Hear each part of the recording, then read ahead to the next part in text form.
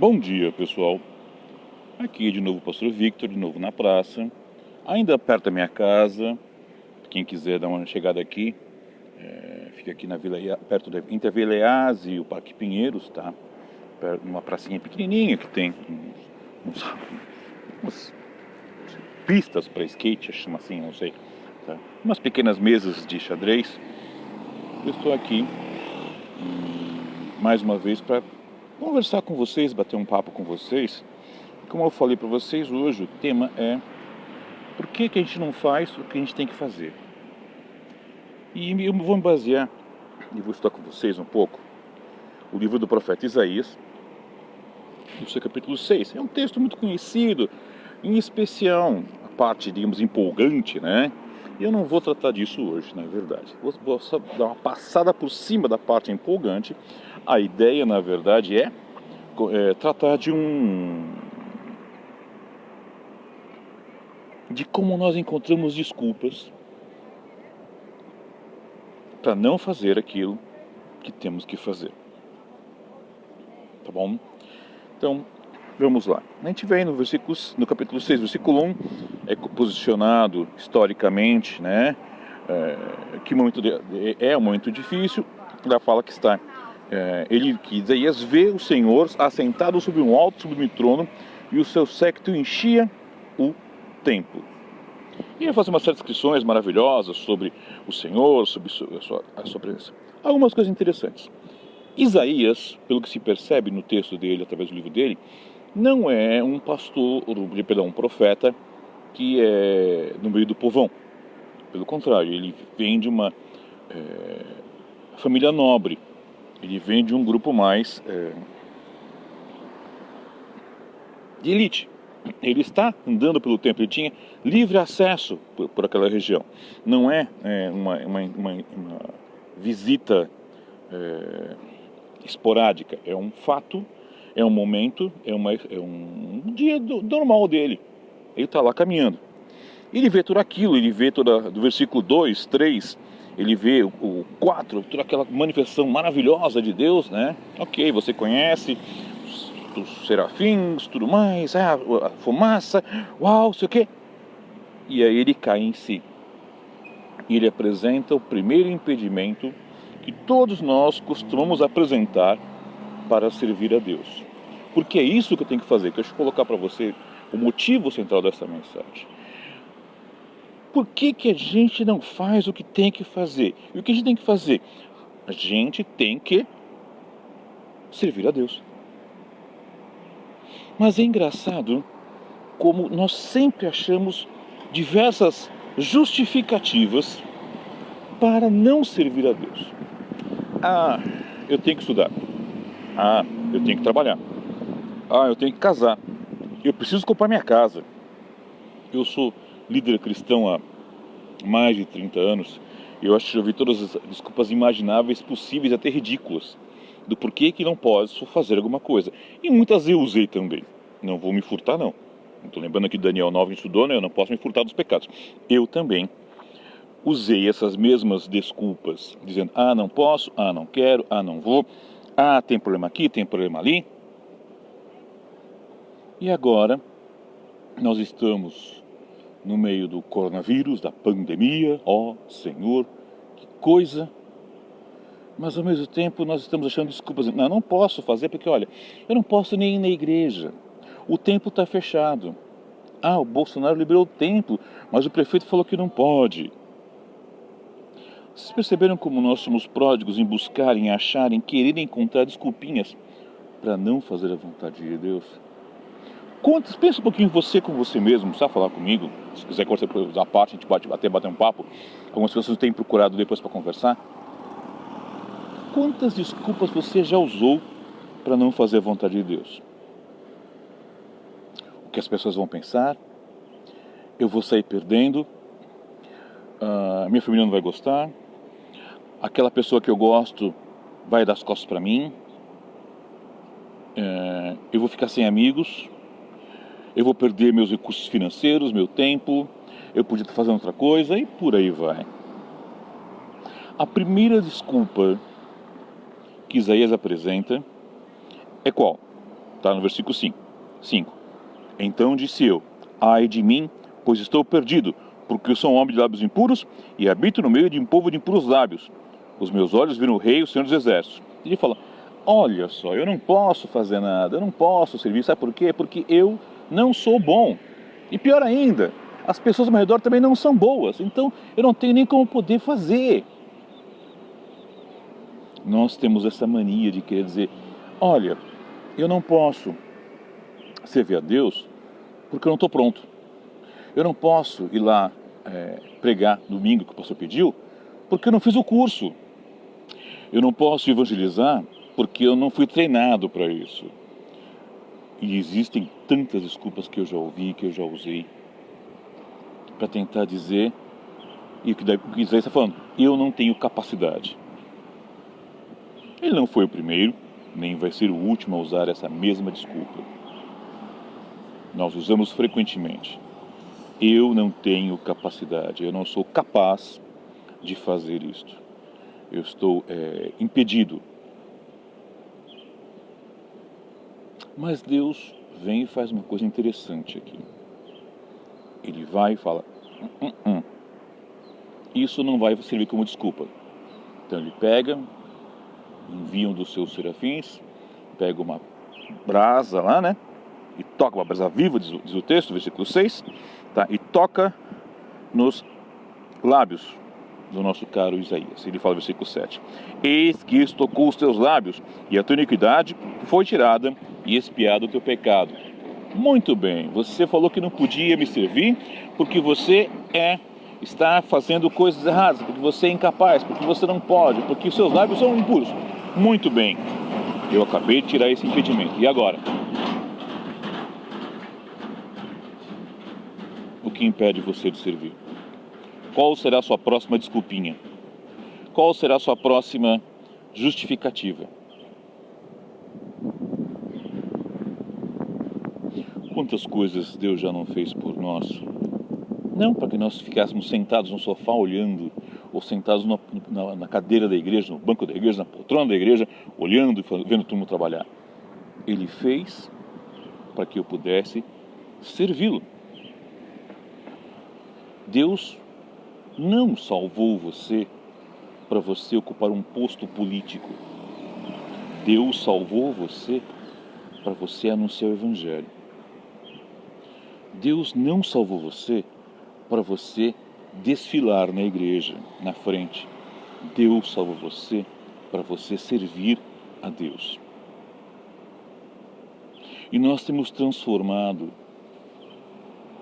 o que Deus fez por nós para servi-lo em coisas para nos favorecer, para sermos engrandecidos, para sermos aceitos pela sociedade, para sermos admirados.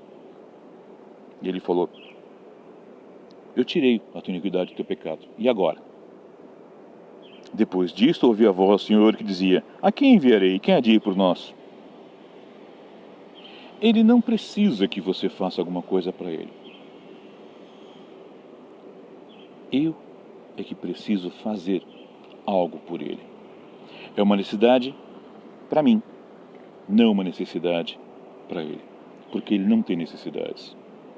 Na verdade, quando eu busco fazer a vontade dele, simplesmente passa a ser real na minha vida a vontade dele. Quando eu estou trabalhando dentro do reino dele, e não apenas ocupando um posto honorífico, um posto, eu canto na igreja. Querido, eu posso colocar um playback lá, posso colocar um CD. Servir dentro do templo, dentro do local que a gente chama de igreja, não é o que Deus planejou pra gente.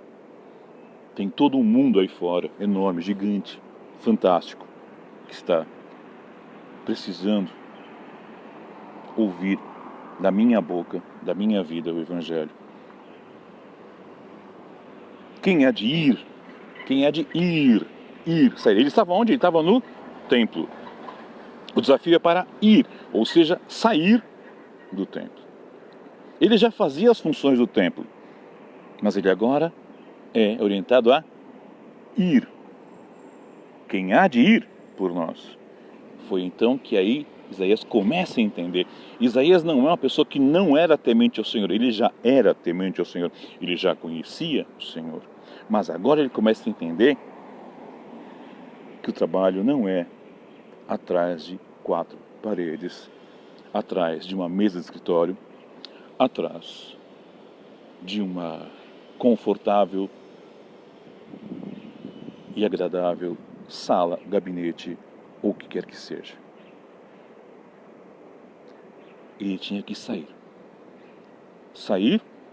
da zona de conforto, sair daquela situação de aqui é bom. Nos anos 90 ficou muito comum usar uma expressão romper paradigmas, tá? Eu acho que é importante que nós voltemos à ideia de romper paradigmas. Qual paradigma? O paradigma de que a igreja funciona num prédio. Eu vejo esse coronavírus como uma coisa maravilhosa em alguns aspectos. Uma delas é, estamos sendo, pelo menos alguns de nós, estamos sendo obrigados a servir além do tempo. E aqueles exploradores, aqueles pregadores, aqueles coachings, aqueles pregadores de auditório, aqueles caras que só pregam para grandes multidões, eles estão sem espaço agora. E quem está, como muito bem colocou outro dia um irmão na internet, quem está ensinando na internet, quem está falando na internet, são os pequenos pastores de periferia, que pegam o seu celularzinho e vão falar. Alguns vão falar no seu gabinetezinho, alguns vão falar na sala da sua casa, outros vão para a igreja e ficam sozinhos lá falando na igreja, e outros malucos como eu saem na rua, que ficam sentados na praça, cumprimentando as pessoas, tá? Dizendo bom dia para as pessoas, sorrindo para elas, ouvindo música cristã, um som mais ou menos compreensível, não ensurdecedor, mas compreensível, ensinando o evangelho. Sair, ir. Mas a questão é a seguinte: eis-me aqui, ele fala, envia-me a mim. Eu não posso fazer por conta própria. Isaías começa a entender toda a mecânica do processo de fazer a vontade de Deus. E o processo de fazer a vontade de Deus é exatamente o quê? Ser capacitado por Deus. Ser capacitado por Deus. Só que a capacitação de Deus não é para você ser um sucesso. Eu ouvi, pastor, agora eu vou sair e vou para a rua, eu vou pregar para milhões de pessoas e vou fazer... Esquece, você não entendeu nada. Você não entendeu nada. Eu lembro quando eu lecionava no seminário, eu dava aula para o 1º ano e dava aula para o 4º ano. E uma coisa marcou muito a minha perspectiva foi o seguinte: eu perguntava para o pessoal do 1º ano, você que entrou agora no seminário, né? 1º semestre, 1º dia de aula, o que você pensa? O que você quer? O que você planeja? Eu vou ser pastor, eu vou ser missionário, eu vou ser isso, eu vou ser aquilo, eu vou ser um sucesso. E a classe tinha 40, 50 alunos, né? Aí você ia no mesmo dia, no 1º dia dos humanistas, tinha 8, 9 alunos só, 10 no máximo. Você falava, e aí? Você está quase se formando. O que você vai ser quando sair daqui? Eu lembro até hoje que um aluno respondeu, professor, se eu mantiver a fé vai estar bom. E eu fiquei pensando nessas duas respostas. Os que chegam achando que vão arrasar. Mas esse grupo é pequeno, ele vai sendo trabalhado, vai sendo esmagado, sobram poucos. E dos poucos que chegam, alguns ainda já estão tão cansados que não aguentam mais. E foram só 4 anos de seminário. Segunda-feira eu completo 24 anos de ordenação pastoral. Mas na verdade já são 33 anos à frente de igrejas batistas trabalhando. Muitas vezes eu cansei, mas eu aprendi o seguinte: se não é Ele que me envia, não adianta nada. Mas Ele me envia para ser um sucesso aos olhos dos homens. Eu vejo muitos pastores buscando sucesso, galgando postos. Errado. Olha o que ele fala depois, versículo 9. Então disse ele, vai, e diz a este povo, ouvis de fato e não entendeis, vedes em verdade, mas não percebeis. Engorda o coração deste povo, faz-lhe pesados os ouvidos, e feche-lhe os olhos para que ele não veja com os seus olhos, e não ouça com os seus ouvidos, nem entenda com o seu coração, nem se converta e seja sarado. Então fala, você vai falar um pessoal que precisa ouvir, você vai falar com o pessoal que não sabe o que está fazendo, só que esse pessoal não vai, não, isso, você vai assim, não ouça, não veja, você vai ser duro com eles, você vai falar uma mensagem dura, uma mensagem não agradável. É bem diferente da mensagem dos dias de hoje, né? As mensagens modernas estão tão focadas em fazer agradar o povo, que é terrível isso. É terrível, é terrível, é terrível, é terrível. Oi, desculpa, uma pequena caída aqui, tá? Mas já voltamos, tá? Houve só um pequeno probleminha aqui no sistema. Aí, quando Isaías ouve essa mensagem, ouve essa colocação, até quando, Senhor? Ele faz, versículo 11. Porque é uma vez, você vai falar e a pessoa não vai se converter. Então você pensa, puxa, eu vou pregar, eu vou anunciar e ninguém vai ouvir a minha voz, ninguém vai me atender. Não, ninguém. E ele fala, até quando, Senhor? E respondeu, até que sejam desoladas as cidades, e fiquem sem habitantes, e as casas sem moradores, e a terra seja toda assolada. E o Senhor afaste dela os homens, e no meio da terra seja grande o desamparo. Você vai pregar e você vai anunciar por toda uma crise, por todo um problema. Para pessoas que não vão querer ouvir, para pessoas que não querem entender, para pessoas que não querem aceitar. E você vai ver não um sucesso incrível no seu ministério. Você vai ver pessoas morrendo. Pessoas que você vai se esgoelar de falar e que não vão te dar ouvidos. Pessoas com quem você vai argumentar da melhor forma e não vão querer. Porque essa é a minha vontade. Essa é a vontade de Deus. Vou reler no versículo 12. E o Senhor afaste dela os homens, e no meio da terra seja o grande desamparo. 13. Porém, ainda a 10ª parte ficará nela, e tornará a ser pastada, e como o carvalho, e como a azinheira, que depois de desfolharem ainda ficam firmes. Assim a santa semente será a firmeza dela. Haverá, sim, um povo, uma parte do povo que vai ouvir, mas não é grande. Humanamente falando, é um ministério que vai entristecer muito. Humanamente falando, é um ministério que vai deixar muita dor na tua vida, cansaço, desgaste. Você quer ainda isso? Muitas pessoas desistem do trabalho ministerial porque não se tornaram sucesso. Eu conheço muitos pastores em vários lugares do planeta que desistiram porque a igreja foi dura. Os outros pastores me atacaram. Eu não consegui pagar as contas. E por aí vai. Assim como eu conheço pastores, conheço pessoas na igreja, gente que eu conheci, que trabalhou do meu lado numa certa época, mas depois não teve força de continuar. E eu fico pensando, por quê? Por que eu não faço o que eu tenho que fazer? Porque provavelmente o meu ponto de partida estava errado. Eu não parti enviado por Deus. O meu processo de fazer está errado. Eu não fui, eu fiquei. E meu objetivo de ministério estava errado. Eu queria resultados. E eu não sou chamado a ter resultados. Eu sou chamado a obedecer. Você pode ser chamado a obedecer por uma igreja de 30 mil membros. Isso não é pecado. Mas você pode ser chamado a obedecer a servir numa igreja de 10 membros. E também não é pecado. Faça o que Deus quer que você faça.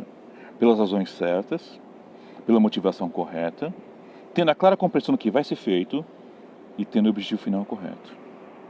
Pastor, e como acabou o ministério de Isaías? Isso é muito polêmico para alguns, mas a maioria dos comentaristas sérios da Bíblia concordam que ele é citado em Hebreus 11, quando fala que alguns foram cerrados vivos, segundo alguns livros hebreus não bíblicos.